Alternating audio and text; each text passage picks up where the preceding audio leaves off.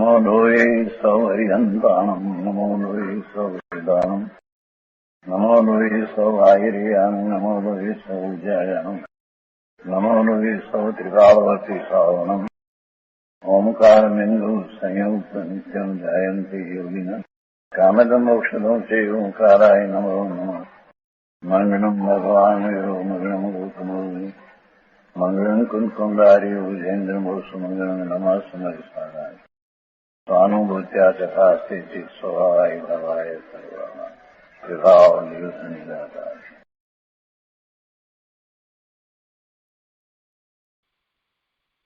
समयसार भगवान कुंकुंदाचार्य रचित समयसार तथा भगवान अमृतचंद्राचार्य रचित आत्मख्याति टीका कलश सहित एनो स्वाध्याय चाले छे। एमां सर्व विशुद्ध ज्ञान अधिकारमां गाथा 383 થી 386 ચાલે છે। આ ગાથાઓ એનો અર્થ ટીકા અને ભાવાર્થ આપણે કર્યા છે। હવે આજે આ ગાથાઓ ઉપર પૂજ્ય ગુરુદેવ કાનજી સ્વામીએ આપેલ પ્રવચનના અંશો આપણે લઈશું। પ્રવચન રત્નાકર ભાગ 10મો, પાના નંબર 75, ગાથા 383 થી 386 ટીકા ઉપરનું પ્રવચન। જુઓ, અહીં એમ સિદ્ધ કરવું છે કે વર્તમાન દયા, દાન, વ્રત, ભક્તિ ઇત્યાદि જે પરિણામ થાય, જે શુભ ભાવ થાય અથવા તો અશુભ ભાવ થાય, તો તે આત્માની દશા નથી। તે આત્માની દશા નથી, એ પરિણામ ક્ષણિક છે અને આત્માના કોઈ ગુણને કારણે થતા નથી। એમાં ઉપાદાન અશુદ્ધ છે, પરનું લક્ષ થયું છે, સ્વરૂપથી ચ્યુત થઈ અને આત્મા બહાર આવે છે, પરનું લક્ષ કરે છે, ત્યારે એને એવા પરિણામ થાય છે। પણ જ્યારે એમ કહીએ કે આ વર્તમાનમાં દયા, દાન, વ્રત, ભક્તિ ઇત્યાદિના જે પરિણામ થાય છે, જે શુભ ભાવ છે, એ આત્માની દશા નથી, તો મોટાભાગનાને એમ લાગે કે આ તો બહુ કડક વાત કરી દીધી, બહુ આકરી વાત। પણ આ જ સત્ય છે, સત્યાર્થ છે। શું કે 6 કાયના જીવોની રક્ષાના પરિણામ અને 5 મહાવ્રત પાળવાના પરિણામ થાય, તે આત્માનો ભાવ નથી, આત્માના કોઈ ગુણને કારણે થતો ભાવ નથી, તે વિભાવ છે અને એમાં પોતાના સ્વરૂપથી ચ્યુત થઈને પરનું લક્ષ કરતા થતા એ બધા ભાવ છે। એટલે એ ગુણ નથી પણ દોષ છે। એવા દોષથી ખસીને એટલે કે એ વખતે પોતે પરનું લક્ષ કરી રહ્યો છે, પોતાના જ્ઞાન દર્શનના ઉપયોગ પર તરફ છે, તો ત્યાંથી ખસીને નિજ અંતર સ્વરૂપમાં, જ્ઞાન આનંદ સ્વરૂપમાં રમે, પોતાના શુદ્ધ સ્વરૂપમાં રમણતા કરે, તેને ચારિત્ર કહીએ। આવો વિતરાગનો અનાદિનો સનાતન ધર્મ છે। આગળ કહે છે કે ભગવાન આત્મા અનંત દર્શન, જ્ઞાન, સુખ, વીર્ય, સ્વચ્છતા, પ્રકાશ અને વિતરાગના સ્વભાવથી અંદર પૂર્ણ ભરેલો પ્રભુ છે।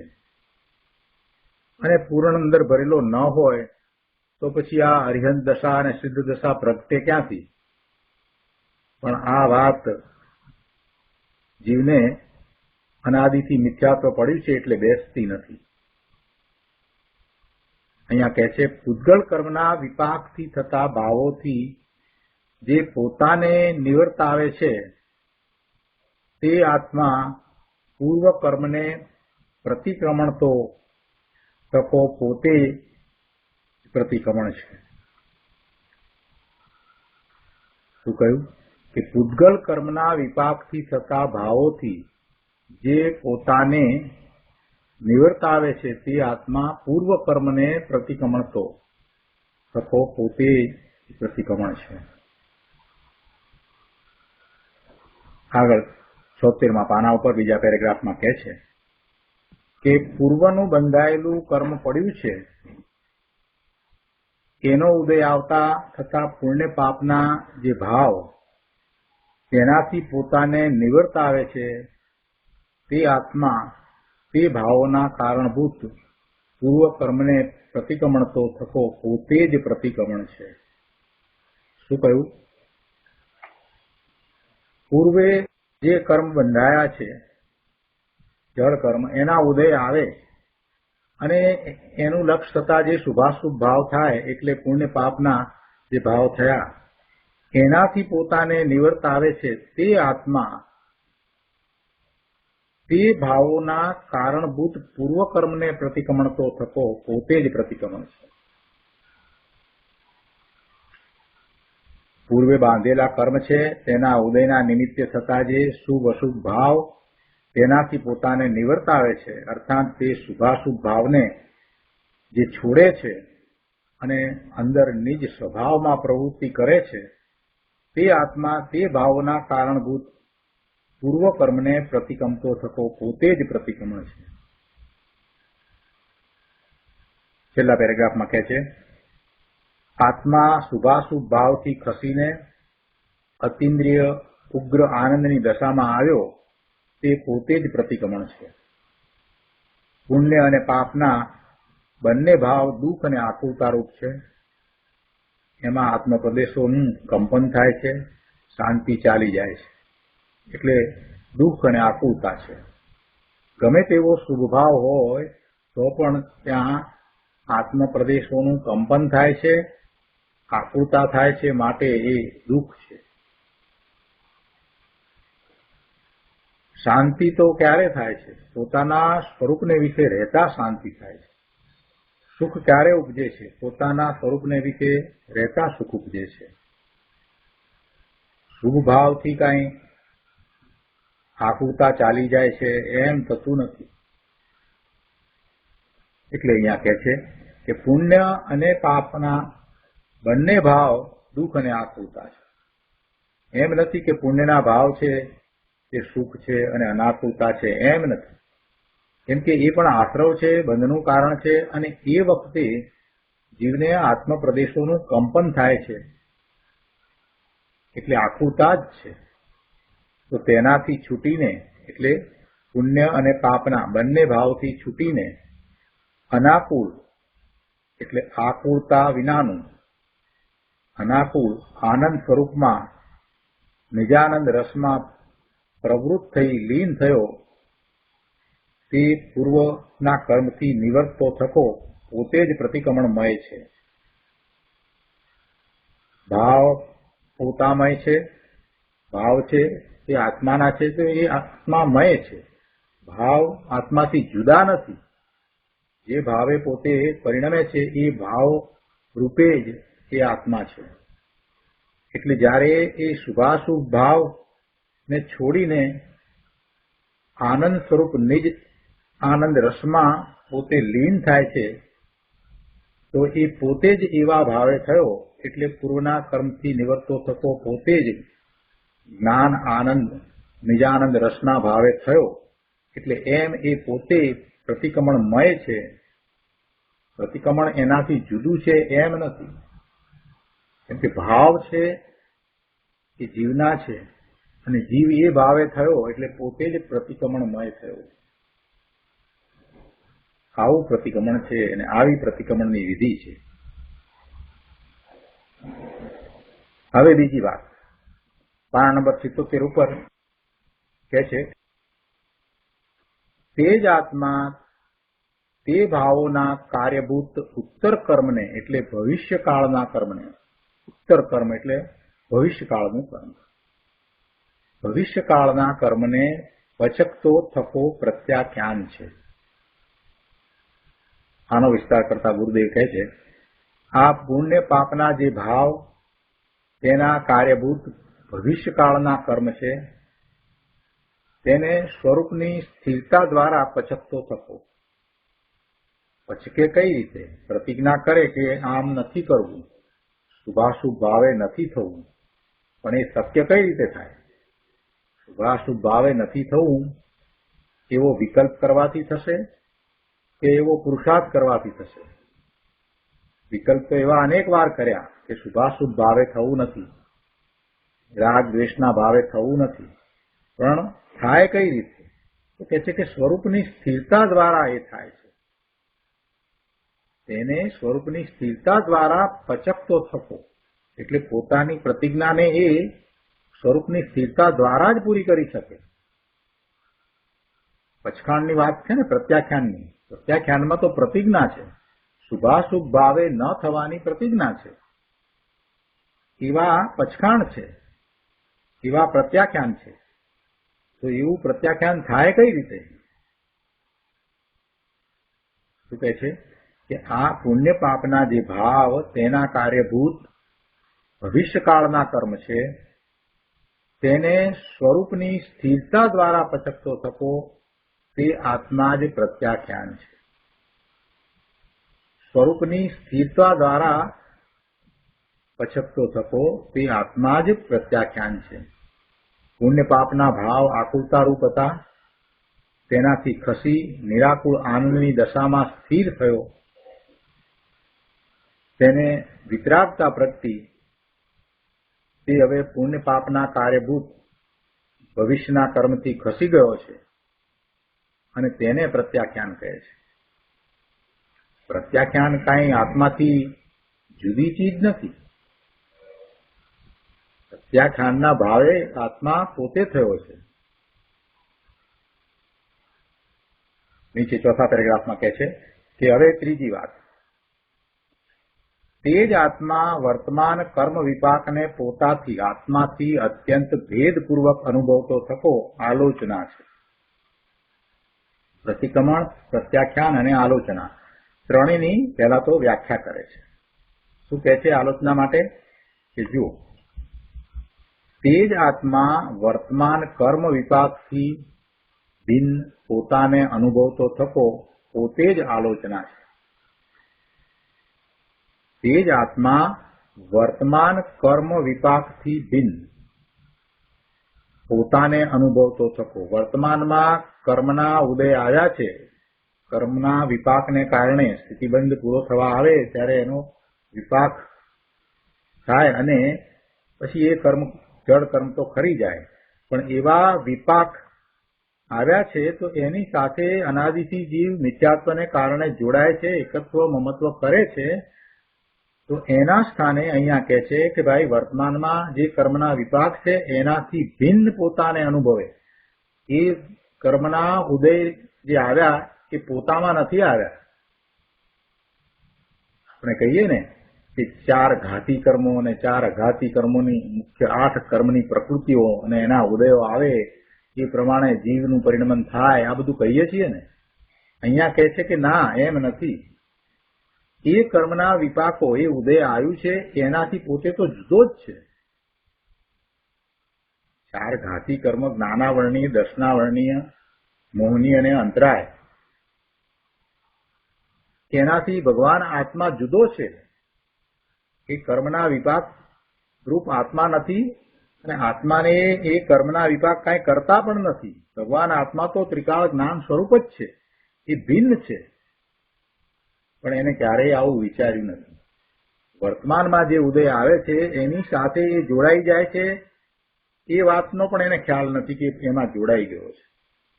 મોટાભાગના જીવોને તો ખબર પણ નથી કે આ આત્મદ્રવ્ય ત્રિકાળ શુદ્ધ રહેવાવાળું દ્રવ્ય છે અને આ જે વર્તમાનમાં એની આસપાસમાં જે છે એ બધું જુદું છે, એ કર્મના ઉદયને કારણે છે, એમ પણ ખબર નથી. જેને ખબર છે એ એમ માને છે કે કર્મના ઉદય છે એ તો ભોગવવા જ પડે, એમાં આત્મા કાંઈ કરી શકે નહીં, એવી ઊંધી માન્યતા છે. અહીંયા તો કહે છે કે ના ભાઈ, એમ નથી. એ કર્મના ઉદયથી, એ કર્મનો વિપાક, એનાથી ભગવાન આત્મા જુદો છે અને જુદો છે તો જુદો અનુભવાય કે જુદો નહીં હોય તો અનુભવાશે. પેલા નિર્ણય તો કરવો પડશે ને કે એ બધાથી ભગવાન આત્મા પોતે જુદો છે, અને જુદો છે એવો નિર્ણય જેને થશે એ પોતે એનાથી પોતાને જુદો અનુભવશે, એને એવો પુરુષાર્થ થશે. વર્તમાનમાં આલોચના કઈ રીતે છે? જો આલોચનાનું સ્વરૂપ સમજાયું છે એક લીટીની અંદર તો ઘણી વાત કરી દીધી છે. કહે છે કે તે જ આત્મા વર્તમાન કર્મ વિપાકથી ભિન્ન, એનાથી જુદા પોતાને અનુભવે, એ બધાથી પોતે જુદો છે એમ અનુભવે, એ પોતે જ આલોચના છે. આ તો સિદ્ધાંત છે. પોતાનું સ્વરૂપ તો એકલો આનંદ અને શાંતિ છે, એવું પોતાનું સ્વરૂપ છે.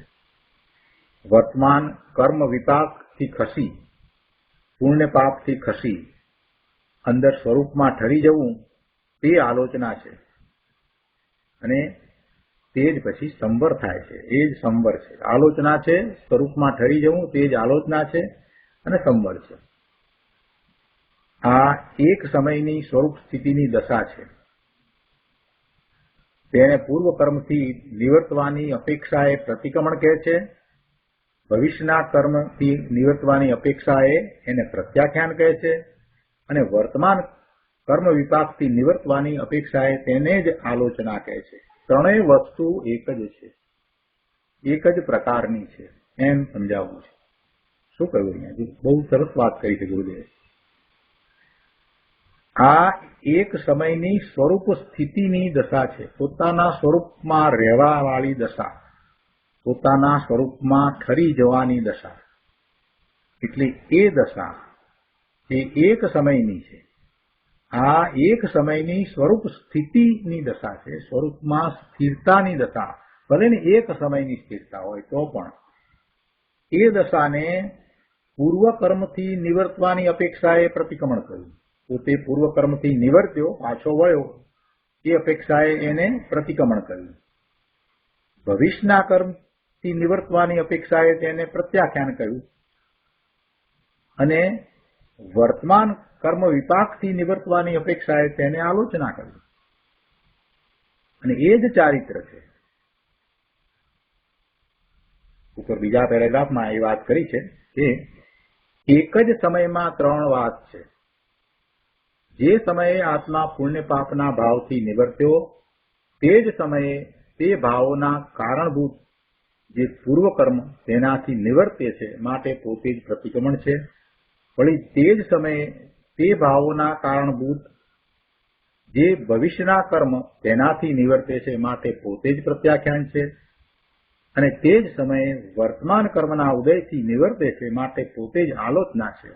અને આનું નામ ચારિત્ર છે. બહુ સુંદર વાત છે. છેલ્લા પેરેગ્રાફમાં કહે છે, આ ચારિત્રનો અધિકાર છે. ચારિત્ર કોને હોય? કે જેને પ્રથમ આત્મદર્શન થયું છે, સમ્યક દર્શન સમ્યક જ્ઞાન થયા છે, તેને ચારિત્ર હોય. આત્મા શુદ્ધ ચૈતન્ય વસ્તુ પરમ સ્વભાવ ભાવ છે. તેની સન્મુખ થઈને જે જ્ઞાન, જ્ઞાન એટલે બહારના જ્ઞાનની વાત નથી, કે દ્રવ્યસૃતનો અભ્યાસ એની વાત નથી, પણ સ્વસંવેદન રૂપ જ્ઞાન. કેમ કે આત્મા શુદ્ધ ચૈતન્ય વસ્તુ છે, પરમ સ્વભાવમય છે, એવો ભાવ છે. તેની સન્મુખ થતા જે જ્ઞાન થાય છે, સ્વસંવેદન રૂપ જ્ઞાન થાય, તે સમ્યક જ્ઞાન છે. અને તેનું જે શ્રદ્ધાન તે સમ્યક દર્શન છે. તેનું એટલે સમ્યક જ્ઞાન થતા પોતાના સ્વરૂપનું શ્રદ્ધાન એ સમ્યક દર્શન છે. આવા જ્ઞાન શ્રદ્ધાન પૂર્વક જ ચારિત્ર હોય છે. આવા જ્ઞાન શ્રદ્ધાન વિના ચારિત્ર હોય નહીં. એટલે તેની વિધિ શું છે? તો એની વાત અહીંયા તો ચાલે છે કે પહેલા સમ્યક દર્શન અને સમ્યક જ્ઞાન હોય. સમ્યક દર્શન જે શ્રદ્ધાની વાત કરીએ તો એમાં એમ ગુરુદેવે સ્પષ્ટતા ઘણી વાર કરી છે કે જે દર્શન એટલે શ્રદ્ધા છે, એની પહેલા સમ્યક જ્ઞાન છે. જ્ઞાન વિના શ્રદ્ધા છે નહીં, એટલે એ અપેક્ષાથી એમ વાત કરી છે. અને આપણે જયારે એમ કહીએ છીએ કે સમ્યક દર્શન સમ્યક જ્ઞાન, એટલે એમાં જે સમ્યક દર્શન એટલે પ્રતિભાસ, એની અપેક્ષાથી વાત કરીએ ત્યારે એવો પહેલા પ્રતિભાસ હોય છે, એટલે એ અપેક્ષા એ દર્શન અને પ્રતિભાસ છે, પછી વિશેષતાથી જે છે તે જ્ઞાન છે, એટલે સમ્યક દર્શન સમ્યક જ્ઞાન છે એમ કહીએ. અને પછી એવું જ શ્રદ્ધાન, એટલે એને પણ સમ્યક દર્શન કહ્યું. એટલે પહેલા દર્શન, જ્ઞાન, શ્રદ્ધાન છે. અને દર્શન, જ્ઞાન, શ્રદ્ધાન એ ત્રણને પછી જયારે કહીએ છીએ ત્યારે સંકિત છે એમ પણ કહેવાય, અથવા તો સમ્યક દર્શન છે એમ પણ કહેવાય. તો એવા સમ્યક દર્શન વિના ચારિત્ર સંભવિત નથી. કેમ કે ચારિત્ર શું છે કે એવા જ્ઞાન શ્રદ્ધાન પૂર્વક સ્વરૂપને વિશે ઠરવું, એનું નામ ચારિત્ર છે. એટલે ગુરુદેવ કહે છે કે કોઈ સમ્યક દર્શન રહિત ગમે તેવા વ્રત તપ આદિ આચરે પણ તે ચારિત્ર નથી. સમ્યક દર્શન વિના ગમે તેવા આકરા વ્રત તપ કરે પણ તેથી ચારિત્ર થતું નથી. આ વાત કરી એટલે કોઈએ પ્રશ્ન કર્યો કે પણ એ સંયમ તો છે ને, એમ કહ્યું ને ગુરુદેવે કે કોઈ સમ્યક દર્શન રહિત ગમે તેવા વ્રત તપ આદિ આચરે પણ તે ચારિત્ર નથી. એટલે કોઈએ પ્રશ્ન કર્યો કે પણ એ સંયમ તો છે ને. ગુરુદેવે એનો ઉત્તર આપ્યો છે પાના નંબર 78 ઉપર. ગુરુદેવ કહે છે કે સંયમ નથી, એ અસંયમ જ છે. સંયમ કોને કહેવાય એને ખબર જ નથી. સંયમ શબ્દમાં તો સમ વત્તા યમ શબ્દો છે. સમ નામ સમ્યક પ્રકારે, યમ અર્થાત સમ્યક દર્શન પૂર્વક યમ, તેને સંયમ કહે છે. આત્મા પૂર્ણ પરમ સ્વભાવ ભાવ વસ્તુ છે, તેની અંતરમાં પ્રતીતિ થવી તે સમ્યક દર્શન છે. અને તે સિદ્ધ થતા, એટલે સમ્યક દર્શન સિદ્ધ થતા નિજ સ્વભાવ ભાવમાં જ વિશેષ લીન સ્થિર થવું તે સંયમ છે. અને તે ચારિત્ર છે, અને તે મોક્ષ માર્ગ છે. આવી વાત છે. અને શુભભાવની ક્રિયામાં તમે સંયમ માનો તો એ મિથ્યા ભાવ છે, એ સંયમ નથી. શુભભાવની ક્રિયામાં તમે એમ માનો કે સંયમ છે તો એ તો મિથ્યા તો થશે. આગળ બીજા પેરેગ્રાફમાં કહે છે કે સ્વ સ્વરૂપમાં લીનતા રમણતા થાય તે ચારિત્ર છે. સમ્યક દર્શન જ્ઞાન ચારિત્ર એમ શુદ્ધ રત્નત્રય તે મોક્ષ માર્ગ છે. નિયમસારમાં બીજી ગાથામાં કહ્યું છે કે માર્ગ અને માર્ગફળ એમ બે પ્રકારે જીન શાસનમાં કથન કરવામાં આવ્યું છે. જો માર્ગ અને માર્ગફળ એમ બે પ્રકારે દિનેશ્વર ભગવાનની વાણીમાં કથન કરવામાં આવ્યું છે, પણ ખરેખર એ કથન કરવામાં આવ્યું છે એ વ્યવહાર છે, એ સમજાવવામાં આવ્યું છે. પણ જ્યારે એ એવા મોક્ષ માર્ગે પરિણમે છે ત્યારે તે તેમાં એકરૂપ થઈ જાય છે, પછી બે પણ રહેતું નથી. પણ જ્યારે એનું કથન કરવામાં આવ્યું છે તો એ બધું કથન એ વ્યવહાર છે. જે ધર્મ સમજાવવામાં આવ્યો છે એ બધો વ્યવહાર છે. એટલે વ્યવહાર છે એટલા માટે કે એમાં ભેદ રૂપે કથન કરવામાં આવ્યું છે. સમ્યક દર્શન જ્ઞાન ચારિત્ર એમ શુદ્ધ રત્નત્રય તે મોક્ષ માર્ગ છે. અને માર્ગ અને માર્ગફળ એમ બે પ્રકારે જીન શાસનમાં કથન કરવામાં આવ્યું છે. માર્ગ મોક્ષ ઉપાય છે, મોક્ષનો ઉપાય એ માર્ગ, અને તેનું ફળ નિર્વાણ છે, એટલે સિદ્ધ દશા. માર્ગ શુદ્ધ રત્નત્રય છે અને તેને વ્યવહારની કોઈ અપેક્ષા નથી, એવો તે નિરપેક્ષ છે. મોક્ષનો માર્ગ છે એને વ્યવહારની અપેક્ષા નથી, વ્યવહારને કારણે શુદ્ધ રત્નત્રય રૂપ મોક્ષ માર્ગ છે એમ નથી.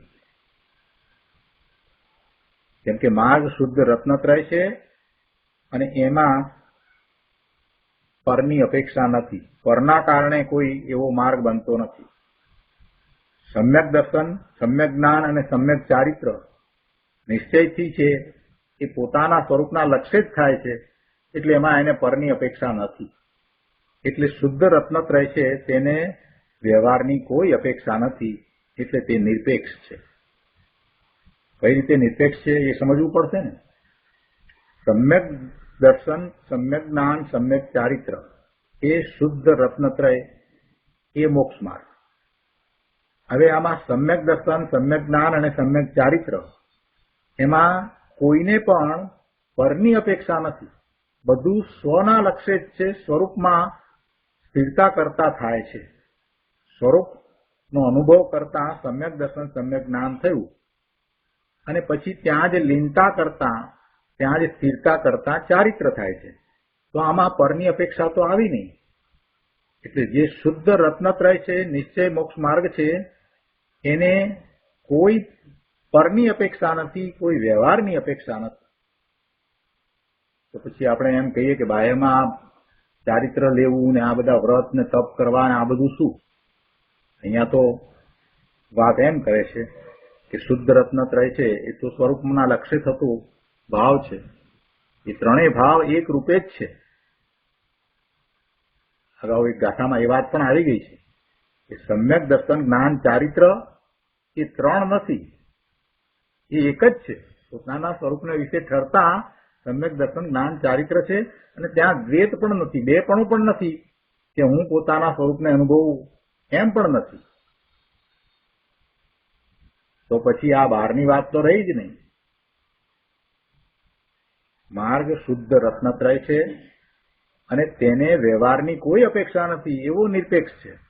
પણ આ કોણ સમજે? બધું બહારની ઉપાધિ લઈને બેસી ગયા ને એમ માને કે અમે ધર્મ કરીએ. વસ્તુનું સ્વરૂપ સમજ્યા વિના ધર્મ ક્યાંથી થશે? અંદર ચૈતન્ય સ્વરૂપ પરમ આનંદ પ્રભુ છે, તેના દ્રષ્ટિ, જ્ઞાન ને રમણતા થાય તે નિરપેક્ષ નિશ્ચય રત્નત્રય છે અને તે મોક્ષ માર્ગ છે. કોઈની અપેક્ષા નથી, નિરપેક્ષ માર્ગ છે. કોઈક વસ્તુ સાથે હોય તો થાય એમ બિલકુલ નથી. સહકારી કારણ કયા ને, ધર્મમાં સહકારી કારણ, મોક્ષના સહકારી કારણ, વ્યવહાર મોક્ષ માર્ગ, આ બધું જે કહેવામાં આવે છે એનું શું? એ જ અહીંયા સમજાયું છે કે એના ઉપર આ નિશ્ચય ધર્મ કોઈ અપેક્ષા રાખતો નથી. એની અપેક્ષા વિના જ નિશ્ચય મોક્ષ માર્ગ છે. એ તો સાથે રહ્યા છે એટલે પછી એને ઉપચારથી એમ કહેવામાં આવે કે વ્યવહાર મોક્ષ માર્ગ છે, અથવા તો એ ધર્મના સહકારી કારણ છે. એ બધું કહેવામાં આવે, એ બધો વ્યવહાર છે એ ઉપચાર કરીને કહેવામાં આવેલું છે, પણ મૂળ માર્ગ છે જ નહીં. અને એ એકલો શુભાવ એવો બાહ્યમાં વ્યવહાર, વ્રત, તપ આદિ, એ તો મોક્ષ માર્ગ પણ બનતો નથી. મોક્ષ માર્ગ છે અને પછી સાથે એ બધું છે તો એને સહકારી કારણનો ઉપચાર આપવામાં આવે. વાસ્તવમાં એમ નથી. આખો માર્ગ નિરપેક્ષ છે, કોઈની અપેક્ષા એને છે જ નહીં. ભગવાન આત્માને પોતાનો માર્ગ, પોતાના મુક્તિના માર્ગ માટે કોઈ પાસે જવાની પણ જરૂર નથી. એનો માર્ગ અંતરમાં જ છે. પોતાના સ્વરૂપને વિશે એ સમજીને લીનતાને સ્થિરતા કરે એ જ મોક્ષનો માર્ગ છે. અને એના ફળ સ્વરૂપે નિર્વાણ થાય અને સિદ્ધની દશા પ્રગટ થાય છે. વસ્તુનું સ્વરૂપ આવું જ છે. આગળ કહે છે કે જેને સમ્યક દર્શન જ્ઞાન થયું છે તેને હજુ અસ્થિરતાના ભાવ છે. ચોથા ગુણસ્થાનની દશામાં છે, અથવા તો કદાચ આગળ વધ્યા છે, પાંચમે આવ્યા છે, તો પણ પોતાના સ્વરૂપને વિશે એ ક્યારેક જાય છે, પોતાના સ્વરૂપને ક્યારેક ક્યારેક અનુભવે છે. એટલે સ્વરૂપમાં સ્થિરતા નથી ને. એટલે એવા સંયોગોમાં કે જ્યારે એ પોતે સ્વરૂપને વિશે નથી, નિર્વિકલ્પ ધ્યાનમાં નથી, ત્યારે એ બહારમાં છે. અને બહારમાં છે એટલે એને શુભાશુભ ભાવ થાય છે. સ્વરૂપને વિશે સ્થિરતા નથી એટલે એને અસ્થિરતા કહી. અને અસ્થિરતાના ભાવ શું હોય સ્વરૂપને વિશે સ્થિરતા નથી એટલે બહારમાં છે તો શુભાશુભ ભાવ હોય. એટલે કહે છે કે આ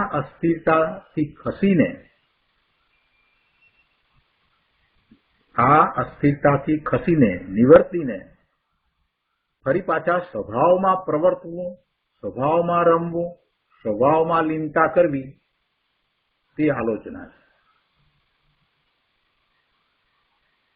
સમ્યક દર્શન, સમ્યક જ્ઞાન થયું છે, સ્વરૂપનું ભાન થયું છે, પોતે બધાથી જુદો છે એમ ભેદ જ્ઞાન વર્તે છે. તે છતાં પણ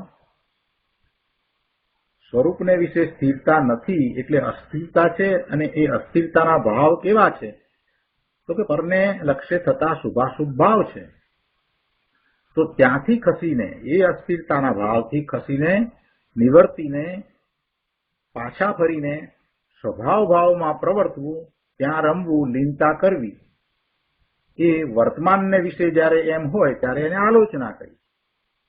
અને તે જ ભૂતકાળ અને ભવિષ્યકાળના કર્મથી નિવર્તવાની અપેક્ષા એ હોય તો પ્રતિક્રમણ અને પ્રત્યાખ્યાન છે. પણ આ ત્રણેય વસ્તુ મૂળ તો શું છે? એ ચારિત્રની વિધિ છે. ત્રણેય વસ્તુમાં એક જ ભાવ છે.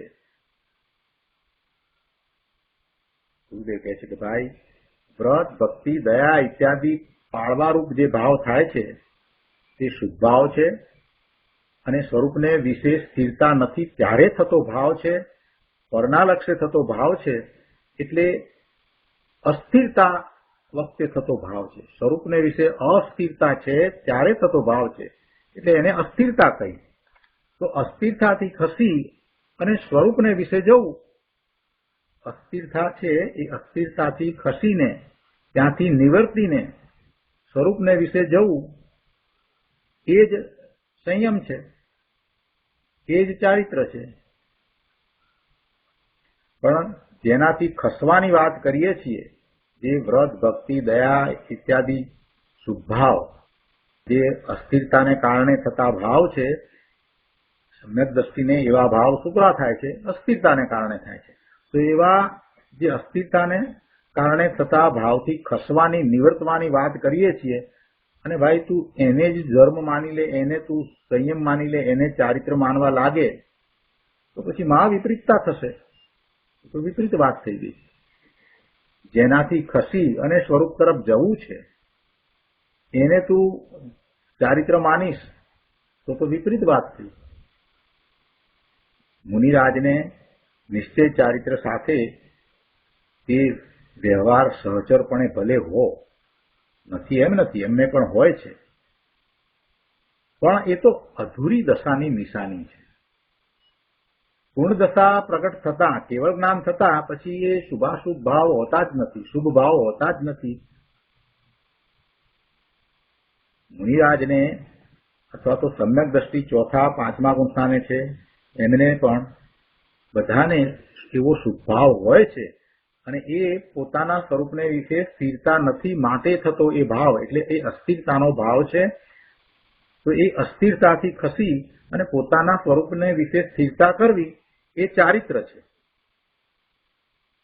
એ ચારિત્ર છે. તો એવો ચારિત્રનો પુરુષાર્થ મુનિરાજ પણ કરે છે. વારે વારે પોતાના સ્વરૂપને વિશે એ સ્થિરતાનો પુરુષાર્થ કરી રહ્યા છે. ત્યાં રમણતા કરવાનો, રહેવાનો, સ્થિર થવાનો પુરુષાર્થ એ કરી રહ્યા છે. એ એમનો ચારિત્રનો મોટો પુરુષાર્થ છે, એ અંતરંગ પુરુષાર્થ છે.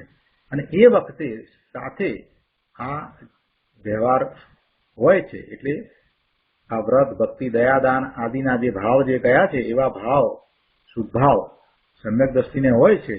તો મુનિરાજને પણ એવો શુભ ભાવ હોય છે. એટલે એને સહચરપણે રહ્યો છે તો ભલે રહ્યો હોય, પણ એમનો પુરુષાર્થ ક્યાં છે? એ શુભ ભાવથી નિવર્તી ને પોતાના સ્વરૂપને વિશે સ્થિરતા કરવી, એવો તો એમનો પુરુષાર્થ છે. એટલે જે છોડીને, જેનાથી નિવર્તીને સ્વરૂપને વિશે સ્થિરતારૂપ ચારિત્ર પ્રગટ કરવાનું છે, એવા એ શુભ ભાવ છે તે ચારિત્ર નથી. અને એ ચારિત્રનું કારણ પણ નથી. વાસ્તવમાં એ ચારિત્રનું કારણ પણ નથી. ખરેખર તો તે અસ્થિરતાથી ખસી એટલે એવી શુભભાવરૂપ અસ્થિરતા છે, એનાથી ખસી અને સ્વરૂપમાં સ્થિરતા થાય એનું નામ ચારિત્ર છે. બહુ સહેલી ભાષામાં સરળતાપૂર્વક બહુ ઊંચી વાત સમજાવી દીધી. લોકોને એમ લાગે કે આ તો નિશ્ચયની જ વાત છે, વ્યવહારની તો કઈ વાત આવી નહીં, કે આમ કરો એવું તો કઈ કહ્યું નહીં. શું કરે ભગવાન આત્મા, શું કરે? તો પછી કરવાનો ઉપદેશ ક્યાંથી હોય? અકર્તા ભાવની વાત છે. પ્રભુ ભગવાન આત્મા કાંઈ કરતો નથી, જ્ઞાન સ્વરૂપ પરિપૂર્ણ આનંદમય પોતે છે. બસ એને શું કરવું છે? એની પાસે તારે શું કરાવવું છે? ગુરુદેવ કહે છે, ભાઈ કે આ નિશ્ચયની વાત છે એ જ સત્ય વાત છે. નિશ્ચય એટલે જ સત્ય. વ્યવહાર તો ઉપચાર માત્ર છે.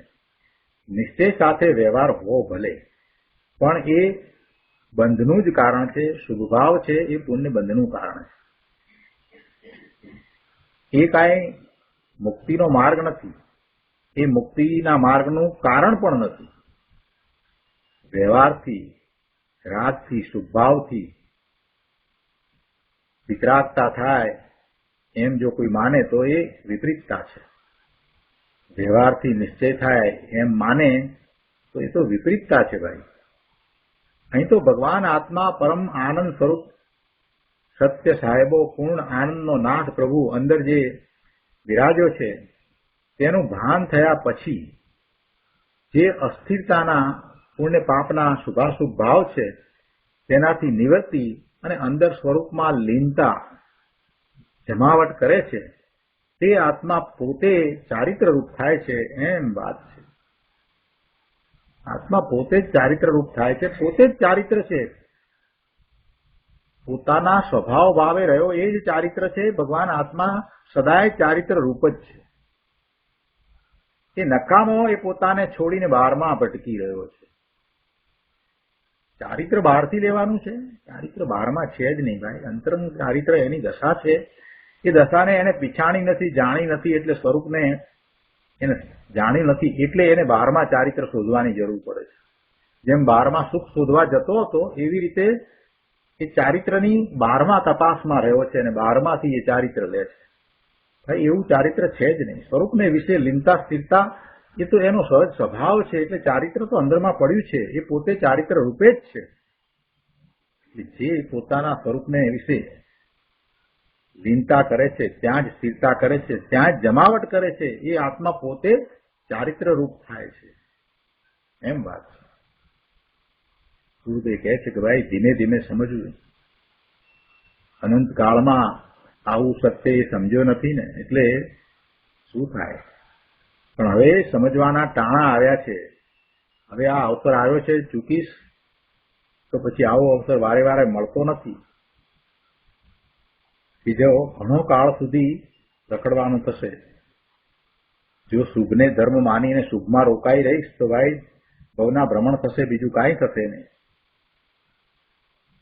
અત્યારે સમજવાના ટાણા આવ્યા છે તો હવે ધર્મનું સાચું સ્વરૂપ સમજી લે.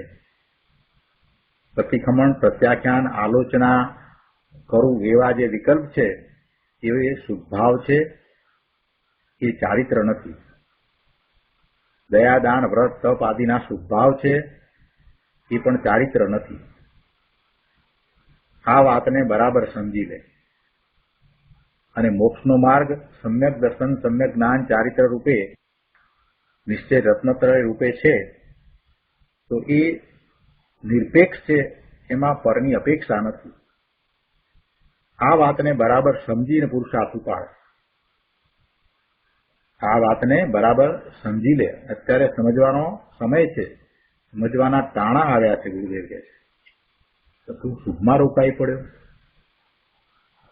આગળ કહે છે કે પ્રતિક્રમણ કરવું, પ્રત્યાખ્યાન કરવું, આલોચના કરવું એવા જે વિકલ્પ છે એ તો રાગ છે, એ ચારિત્ર નથી. આત્માનું શુદ્ધ સ્વરૂપ છે એમાં આ વિકલ્પ નથી. જે શુદ્ધ સ્વરૂપ છે એની અંદર આવા કોઈ વિકલ્પ નથી. આત્માનું શુદ્ધ સ્વરૂપ છે એમાં કોઈ વિકલ્પ સમાતા નથી. એટલે હું પ્રતિક્રમણ કરું, હું પૂજા કરું, હું વંદન કરું, હું પ્રત્યાખ્યાન કરું, આલોચના કરું, એ બધો શુદ્ધભાવ છે, એ ચારિત્ર નથી. આત્માનું એ શુદ્ધ સ્વરૂપે નથી. પોતાના શુદ્ધ સ્વરૂપના, ચૈતન્ય સ્વરૂપના આશ્રયે રાગની એકતા તોડીને બધા ભાવોથી નિવર્તીને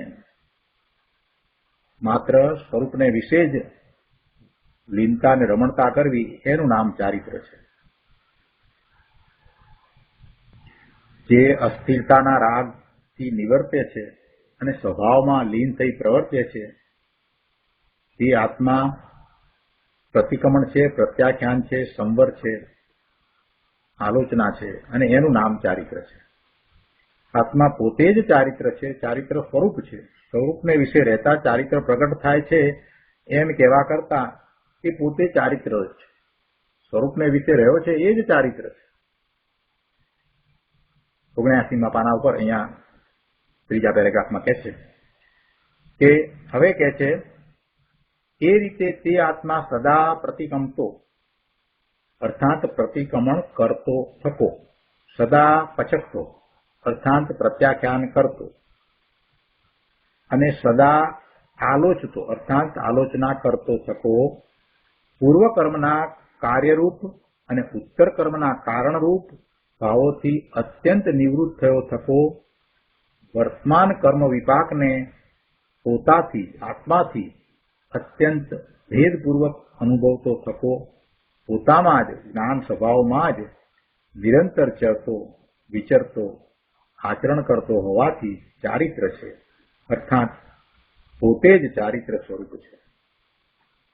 પોતે જ ચારિત્ર સ્વરૂપ છે એ વાતનો વિસ્તાર કરીને ગુરુદેવ સમજાવે છે કે રાગથી પુણ્ય પાપના ભાવોથી પાછો ફરીને પોતાના સ્વરૂપમાં ઠર્યો છે તે ધર્માત્મા પુરુષ સદાય પ્રતિક્રમણ, પ્રત્યાખ્યાન અને આલોચના કરે છે. તેને સદાય ચારિત્ર દશા વર્તે છે. શું કહ્યું? રાગથી પુણ્ય પાપના ભાવોથી પાછો ફરીને પોતાના સ્વરૂપમાં ઠર્યો છે તે ધર્માત્મા, તે જ્ઞાની સદાય પ્રતિક્રમણ, પ્રત્યાખ્યાન અને આલોચના કરે છે. તેને સદાય ચારિત્ર દશા વર્તે છે. આ દેહની ક્રિયા થાય તે પ્રતિક્રમણ અને ચારિત્ર એમની. દેહ તો જળ છે, એ તો માટી છે. ગુરુદેવ તો કહે છે કે દેહ તો માટીનો ઘડો છે અને એ ઘડીકમાં ફૂટી જશે. તે ક્યાં તારી ચીજ છે? અહીંયા તો કહે છે કે પૂર્વ કર્મનું કાર્ય અને ઉત્તર કર્મનું કારણ, ભૂતકાળના કર્મનું કાર્ય અને ભવિષ્યકાળના કર્મનું કારણ એવા જે પુણ્ય પાપ આદિ ભાવ ધર્માત્માને પોતાની દશામાં થાય છે, તેનાથી પાછા ફરી સ્વસ્વભાવ એવા જ્ઞાન સ્વભાવમાં વર્તવું, રમવું, ઠરવું, ચરવું, એને ચારિત્ર કહ્યું છે. પરભાવોથી નિવૃત્ત થયો થકો એક જ્ઞાન સ્વભાવમાં જ નિરંતર ચરતો વિચરતો થકો પોતે જ ચારિત્ર સ્વરૂપ છે. છેલ્લા પેરેગ્રાફમાં કહે છે જ્ઞાન સ્વભાવમાં જ નિરંતર ચરતો, એવા શબ્દો છે ને, એવા શબ્દો પડ્યા છે ને, એટલે કહે છે કે જ્ઞાન સ્વભાવ શું છે? જ્ઞાન સ્વભાવ તો જાણવા રૂપ છે પ્રભુ, અનુભવવા રૂપ છે. જ્ઞાન સ્વભાવ છે એને જેમ છે તેમ જાણી અને એને અનુભવવો જોઈએ. એ અનુભવ્યા વિના ખ્યાલમાં આવે એવો નથી. જેની સત્તામાં એ જાણવું થાય છે, જેની સત્તામાં એ જાણવું થાય છે, જ્ઞાન થાય છે, તે ચેતન છે. ખરેખર તે ચેતનની સત્તાને જ જાણે છે. જ્ઞાન થાય છે તે કોને જાણે છે? જ્ઞાન સ્વરૂપ ભગવાન આત્મા પોતે પોતાને જ જાણે છે અને એ જ જ્ઞાન છે. શું કહે છે કે જેની સત્તામાં એ જાણવું થાય છે તે ચેતન છે. ખરેખર તે ચેતનની સત્તાને જ જાણે છે. જેની સત્તામાં પદાર્થોનું હોવાપણું જણાય છે તે ચેતન સત્તા છે. જાણનારો છે તે ચેતન છે અને જે જણાય છે તે પણ ચેતન છે. કેમ કે ચેતનની પર્યાયમાં જ જાણવું થાય છે. પરપદાર્થો જણાય છે એમ કહેવું એ તો ઉપચાર માત્ર છે. ખરેખર તો પરપદાર્થોને જાણવા વાળી જે જ્ઞાનની પર્યાય છે એ ચેતનની સત્તામાં છે, એને એ જાણે છે. એટલે કે છે કે જાણનારો છે તે ચેતન છે અને જે જણાય છે તે પણ ચેતન છે. કેમ કે ચેતનની પર્યાયમાં જ જાણવું થાય છે. એટલે જાણનારો જ એને જણાય છે. જાણનારો જાણનારને જ જાણે છે અને જાણતો થકો તેમાં જ ચરે છે, ઠરે છે, એનું નામ ચારિત્ર છે. જો આ જ્ઞાનની મુખ્યતાથી વાત કરી, અહીંયા સ્વરૂપમાં ઠરવાની જે વાત મૂકી અને અહીંયા ગુરુદેવે જ્ઞાનની મુખ્યતાથી વાત કરી. કેમ કે ભગવાન આત્માનું તો જ્ઞાન સ્વરૂપ છે ને. આગળ 80મા પાના પર કહે છે કે સમયસાર નાટકમાં આવે છે કે સમતા, રમતા, ઉર્ધતા, નાયકતા, સુખભાસ, વેદકતા, ચૈતન્યતા એ સબ જીવ વિલાસ. જો આ જીવનું વાસ્તવિક પરિણમન વિલાસ બતાવ્યું છે. ભૂત, વર્તમાન, ભાવિ કર્મથી ખસી એક જ્ઞાન સ્વભાવમાં એકાકાર થઈ ઉપયોગ તેમાં જ સ્થિર થાય છે તે ચારિત્ર છે. તે ચારિત્ર સ્વરૂપ સદાય પોતે પરિણમી રહ્યો છે. તેને વ્યવહાર, પ્રતિક્રમણ આદિનો ક્યારેક વિકલ્પ ઉઠે છે, પણ તે શુભભાવ છે, અસ્થિરતાનો ભાવ છે, એટલે દોષ છે. અને આવી વાત સર્વજ્ઞ દેવના શ્રી મુખેથી દિવ્ય ધ્વનિમાં આવી છે. શ્રી મુખેથી કહેવાય શબ્દ દ્વારા, પણ એમાં સમજવાનું એ છે કે પ્રભુના મુખેથી ઓમકાર ધ્વનિ નથી નીકળતી, આખા શરીરમાંથી દિવ્ય ધ્વનિ નીકળે છે. આ વાત કરી એટલે કોઈએ પ્રશ્ન કર્યો કે તો મુખ્યપણે ચારિત્ર એ જ મોક્ષ માર્ગ છે ને? સમ્યક દર્શન જ્ઞાન તો મોક્ષ માર્ગનું કારણ છે. સારો પ્રશ્ન કર્યો છે, સમજવા માટે બહુ સરસ પ્રશ્ન છે. શું કહ્યું કે તો મુખ્યપણે ચારિત્ર એ જ મોક્ષ માર્ગ છે ને? સમ્યક દર્શન જ્ઞાન તો મોક્ષ માર્ગનું કારણ છે. ગુરુદેવ કહે છે કે ભાઈ સમ્યક દર્શન, સમ્યક જ્ઞાન અને સમ્યક ચારિત્ર એમ ત્રણ ભેદ તો સમજાવવા માટે છે, પણ છે તો ત્રણેય સાથે એક સમયમાં, ત્રણેય મળીને જ મોક્ષ માર્ગ છે એમ યથાર્થ સમજવું. એક સમયમાં સાથે છે અને એ મળીને મોક્ષ માર્ગ છે. એક એક કઈ જુદું છે એમ નથી. તો સમજાવવા માટે સમ્યક દર્શન, સમ્યક જ્ઞાન, સમ્યક ચારિત્ર એમ કહ્યું. અહીં ચારિત્રની વ્યાખ્યા કરે છે તો કહે છે જ્ઞાન સ્વભાવ છે એ તો અબંધ સ્વભાવ છે, અને પુણ્ય પાપના ભાવ છે એ બંધ સ્વભાવ છે. જ્ઞાન સ્વભાવને કારણે કર્મનો બંધ પડતો નથી, આશ્રવ થતા નથી કે કર્મનો બંધ પડતો નથી. એટલે જ્ઞાન સ્વભાવ છે એ તો અબંધ સ્વભાવ છે, એના દ્વારા બંધ પડે નહીં. જ્યારે શુભાશુભ ભાવ છે જે પુણ્ય બંધનું કારણ છે, એવા પુણ્ય પાપના ભાવ છે તે બંધ સ્વભાવ છે, કર્મ સ્વભાવ છે. કેમ કે તેઓ પૂર્વકર્મના નિમિત્તે થાય છે. પૂર્વકર્મના નિમિત્તે એટલે પૂર્વકર્મના ઉદયને કારણે એનું લક્ષ્ય કરતા થતા એ શુભાશુભ ભાવ છે. થાય છે તો જીવને પોતાને, અને થવાનું કારણ એ પોતાનો દોષ છે. શુભાશુભ ભાવ થવાનું કારણ બે પ્રકારે છે. સમ્યક દ્રષ્ટિ જ્ઞાની છે એને અસ્થિરતાને કારણે એ થાય છે, અને સમ્યક દ્રષ્ટિ નથી અજ્ઞાની છે એને અજ્ઞાનવશ એવા ભાવ થાય છે. મિથ્યા શ્રદ્ધાને કારણે એવા ભાવ થાય છે. શુભાશુભ ભાવ છે એ અજ્ઞાનીને, મિથ્યા દ્રષ્ટિને પણ થાય છે અને જ્ઞાનીને પણ થાય છે. તો જ્ઞાનીની અહીંયા તો વાત ચાલી રહી છે, અજ્ઞાનીની વાત અહીંયા નથી. કેમ કે ચારિત્રની વાત કરવી છે ને, તો ચારિત્ર તો સમ્યક દર્શન પછી હોય ને. એટલે અહીંયા એક જ વાત લીધી છે કે એ અસ્થિરતાને કારણે થાય, એમ જ અહીંયા વાત લીધી. અહીંયા અજ્ઞાનીની વાત નથી. સમ્યક દ્રષ્ટિ થયો છે અને એને આવા શુભાશુભ ભાવ થાય છે, તો એ અસ્થિરતાને કારણે થાય છે એમ અહીંયા લીધું છે. અને એ અસ્થિરતાને કારણે થાય છે તો એ વખતે નિમિત્ત તરીકે એ કર્મના ઉદયો છે. એટલે એ વાત અહીંયા કરતા એમ કહ્યું કે પુણ્ય પાપના ભાવ છે તે બંધ સ્વભાવ છે, કર્મ સ્વભાવ છે, કેમ કે તેઓ પૂર્વ કર્મના નિમિત્તે થાય છે અને પોતે નવા કર્મનું નિમિત્ત છે. તેથી પુણ્ય પાપથી નિવૃત્તિ ત્રણેય કાળના કર્મથી પાછા ફરી એક જ્ઞાન સ્વભાવમાં ચરવું વિચરવું તે ચારિત્ર છે અને તે મોક્ષ માર્ગ છે. એક ગાથામાં કેટલું ભર્યું છે. પહેલી વાત એ કહી કે વર્તમાન પુણ્ય પાપના ભાવથી પાછો ફરતા પૂર્વના કર્મથી પાછો ફર્યો તે પ્રતિક્રમણ છે. બીજી વાત એ કરી કે પુણ્ય પાપના ભાવથી પાછો ફરતા તેનું કાર્ય જે કર્મ તેનાથી પાછો ફર્યો તે પ્રત્યાખ્યાન છે. અને ત્રીજી વાત કરી કે વર્તમાનમાં પુણ્ય પાપનું કારણ જે કર્મનો વિપાક તેનાથી પાછો ફર્યો તે આલોચના છે. આ રીતે તે આત્મા સદા પ્રતિક્રમણ પ્રત્યાખ્યાન આલોચના કરતો થકો પોતાના જ્ઞાન સ્વભાવમાં જ ચરતો રમણતા કરતો હોવાથી ચારિત્ર છે, અર્થાત પોતે જ ચારિત્ર સ્વરૂપ છે. બહુ સરસ વાત કરી. આગળ કહે છે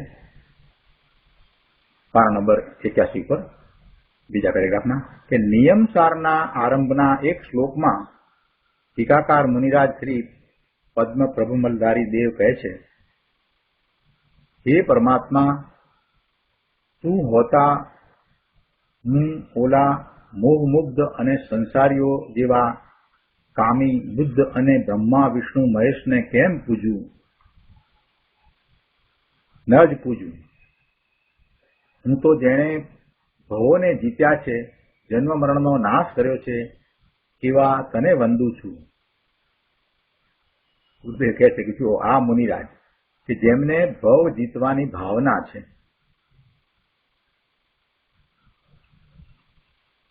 વળી આગળ જતા તેઓ કહે છે કે હમણાં અમારું મન પરમ આગમના સારની પુષ્ટ રૂચિની ફરી ફરીને અત્યંત પ્રેરિત થયું છે. તે રૂચિથી પ્રેરિત થવાને લીધે તાત્પર્ય વૃત્તિ નામની આ ટીકા રચાય છે.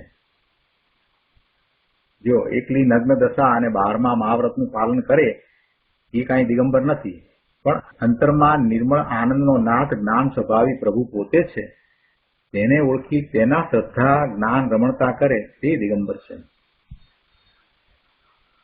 આ મુનિરાજની દશાની વાત કરી અને ગુરુદેવ સમજાવવા માંગે છે કે આવા મુનિ ભાવલિંગી મુનિ એમને પણ ભવના ભ્રમણથી રહિત થવાની વાત છે એવી એમને ભાવના છે.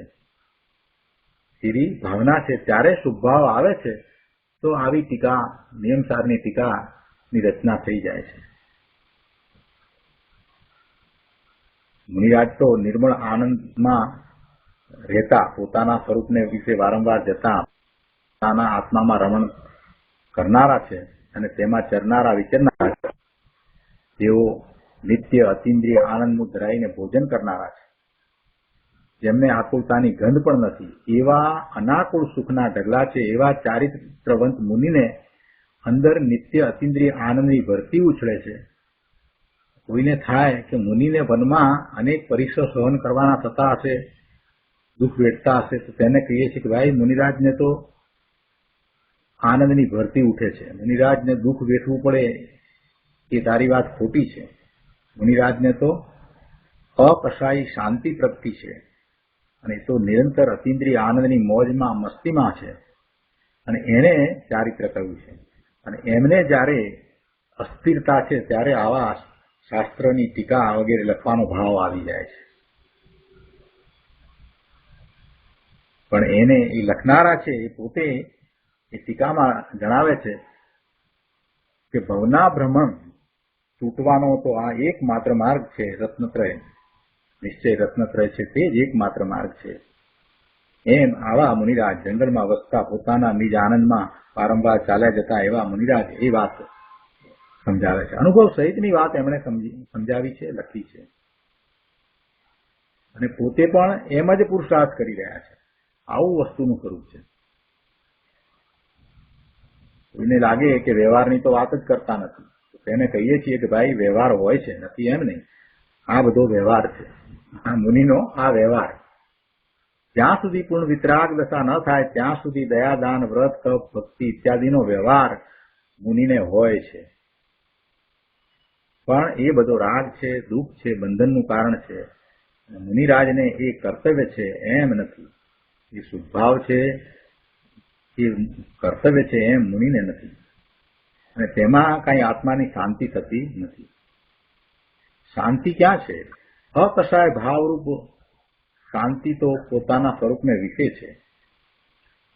અકશાય ભાવરૂપ શાંત રસની રેલમછેલ થઈ જાય છે, તે શાંત રસની દશાનું નામ ચારિત્ર છે. છતાં હજી વ્યવહારના રશિયાને રસ પડે છે, એટલે અહીંયા 82મા પાના ઉપર પ્રશ્ન કર્યો છે કે હા, પણ તેને વ્યવહાર કરવો તો પડે છે ને, નિશ્ચયનું એ સાધન તો છે ને. એમ કે નિશ્ચય થવા માટે આવો વ્યવહાર કરવો પડે ને, મુનિને આ બધું કરવું પડે ને. મુનિને વ્યવહાર છે ને તો પછી એ કરવું પડતું હશે ને, એના દ્વારા એમને નિશ્ચય થતો હશે ને. કહે છે કે વ્યવહાર આવે છે ભાઈ, એ કરે છે એમ ક્યાં છે? બસ આ જ વાતને સમજવાની છે. વ્યવહાર કરવાનો નથી, વ્યવહાર તો થાય છે, એને વ્યવહાર કહેવામાં આવ્યો છે. શુદ્ધ ભાવમાં જતા બાકી રહેલો જે શુદ્ધ ભાવ છે એને વ્યવહાર કહેવામાં આવ્યો છે, ઉપચારથી કહેવામાં આવ્યો છે. એટલે મુનિને પહેલા તો એમ બતાવ્યું કે શું છે એમ કરીને આખો વ્યવહાર બતાવ્યો, ગુરુદેવ એનું આખું વર્ણન કર્યું, અને પછી કહે છે કે આવો વ્યવહાર છે એ શાંતિ નથી, એ ચારિત્ર નથી. અને ચારિત્રની દશા શું છે એ કહ્યું. એટલે કોઈને આવો પ્રશ્ન થયો કે આટલી બધી વાત તમે વ્યવહારની, મુનિના વ્યવહારની કરી, પદ્મ બ્રહ્મધારી દેવની વાત કરી, તો એમને એ કરવો પડતો હશે ને. એટલે પ્રશ્ન કર્યો કે વ્યવહાર તો કરવો પડે ને, એ કરે ત્યારે નિશ્ચય થાય ને. નિશ્ચયનું સાધન શું? વ્યવહાર જ ને. ગુરુદેવ કહે છે ના ભાઈ, એ વ્યવહાર કરવો પડે એમ નથી. વ્યવહાર તો થાય છે, વ્યવહાર ક્યાં કરવાનું છે? વ્યવહાર આવે છે ભાઈ, વ્યવહાર કરે છે એમ ક્યાં છે? એ તો માત્ર એને જાણે છે. બસ શું જાણે છે? કે આ શુભભાવ આવ્યો તો એને જાણે છે, એ બીજી વસ્તુ છે, પોતાથી ભિન્ન છે. તું એને નિશ્ચયનું સાધન માને, પણ એ સાધન નથી. કેમ કે વ્યવહાર છે તે શુભભાવ છે, રાગ છે, અને એ કર્મ સ્વભાવ છે, બંધ સ્વભાવ છે. અને નિશ્ચય છે તે અબંધ સ્વભાવ છે, વિતરાગ સ્વભાવ છે. એવો અબંધ સ્વભાવ અને વિતરાગ સ્વભાવ એ બંધ સ્વભાવ દ્વારા થાય નહીં, આવી વાત છે. તો આજનો સ્વાધ્યાય આપણે અહીંયા સુધી રાખીએ છીએ. હવે સુખધામ બોલીએ. સુખધામ અનંત સુસંત ચરી દિન રાત રહે